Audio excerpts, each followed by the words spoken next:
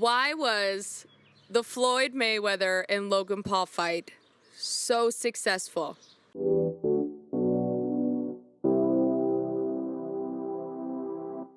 What up, everybody? My name's Gina Fontanella, one of the co-founders of Music Blueprint, and we help musicians make money.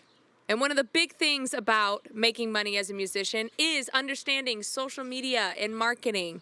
I do a lot of different things on this topic. I bring a lot of friends in. So first off, if you like the videos that I've done so far, please like and subscribe. But second, if you want to know more about different social media hacks that are happening right now, right this instant, such as Reels, TikToks, all these different things, go to this video right here. I have a bunch of videos like that and a whole playlist about it, so go check it out. But one of the reasons why the Logan Paul and Floyd Mayweather fight was so big is because you take a bunch of social media moguls and you put them into one fight. Listen to me. The fight wasn't even scored. There was no person to say, Logan got this many shots and Floyd got this many shots and the winner is Floyd or the winner is Logan Paul. Nobody to score it. And yet, Floyd walks away with $100 million. We don't know exactly how much Logan walks away with, but he walks away with about $30 million, people are saying. Why is that? And it's because they built a whole social media following. And let's be honest, Floyd could have smacked on Logan. No offense, I think Logan did a great job, especially being an amateur fighter, amateur boxer, fighting basically one of the best boxers in the world that has ever graced our time. But there were a lot of missed opportunities, and it was very clear that Floyd did not take those opportunities when he could have. And, you know, there's some people saying like, oh, we think he might have knocked Logan out because he had this 1-2 punch, and then Logan like started grappling with him in the clinch, whatever. And I'm like, nah, like Floyd won most of his fights by TKO, which means that he didn't knock them out. And also, he's a featherweight. Not to say he couldn't pack a punch. He could pack a punch, but nonetheless, like Logan has about 40, probably at that point 60 pounds on him. He's probably not going to knock him out.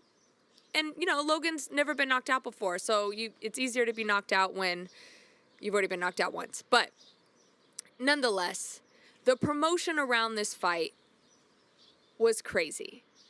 And I think it shows to all the people and artists that are trying to act like social media is not an important thing. And what's the point for social media? I think this is the point. You have somebody who's never boxed, really, at all. He's had one amateur fight before this that he lost, and he manages to get together a fight to fight the #1 boxer in the world right now and makes $30 million. How does that happen? Because of social media, because of his marketing, and all the marketing leading up to it. I mean, they definitely put on a show. They had the whole press conference beforehand, and in the press conference, his brother's like, I got your hat. He unties his shoes. They're talking smack to each other. They're staring down at each other, and Logan goes to turn away, and then Floyd steps to him or whatever. Like, there's all these little things, right? And it just creates awesome content that people are about. And now we're like, think about it too. Every time a piece of content pops off on Instagram, on TikTok, on YouTube or whatever, because also Logan got a bunch of sick videos for his YouTube channel, right? Because now he has this really big event happening, and so people are invested in like, how is he boxing? How is he training?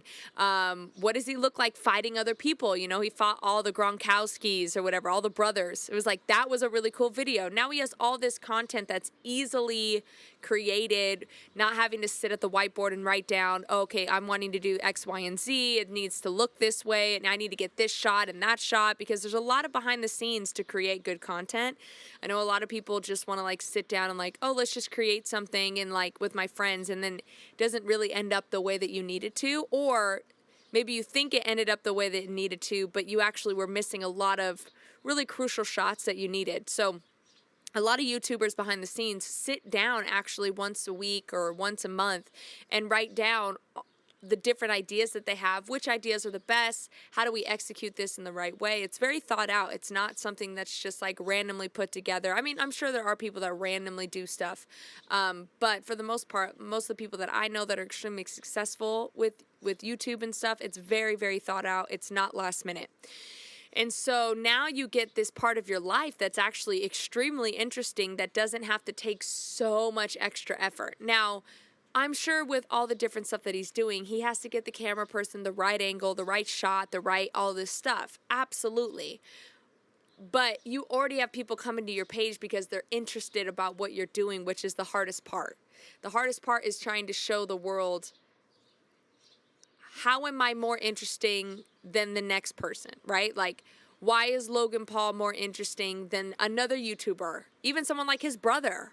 Why is he more interesting than his brother? Well, his brother's not fighting the number one boxer in the world.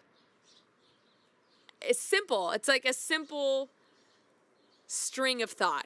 And so he just created an opportunity for himself to create so much content, but also with all that content, there's money surrounded by that, right? So not only did he make $30 million from fighting Floyd Mayweather, right? And making a show and entertainment and whatever. Because it was, at the end of the day, it was really entertaining.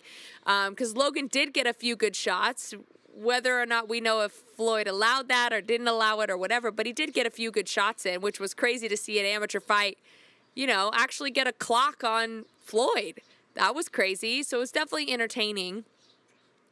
But outside of the Showtime special, every TikTok that he did, every reel that he made, every Facebook post, all these exposures all made him money. Collectively, he probably made like another $10 million, I would assume. Maybe less, maybe like 5, but anywhere from 5 to 10, definitely. Because everything that he posted was about the fight, and those videos were constantly getting views, like all the time. I mean, I think the one on his TikTok probably got like 10 mil, and it probably got more than that, honestly. But when I looked at it, I think it was at 10 mil. So all these pieces of content, and he's creating so much money, so much income. And so to the people that are always trying to knock social media, look, you definitely can make a living off of music without social media, 100%. Do I think that's going to last you long term? No. So if you're 30 years old and you're like, I can't do the social media thing, well, my assumption would probably be in the next, I don't know, 10 to 15 years, you're probably not going to be able to do what you're doing currently.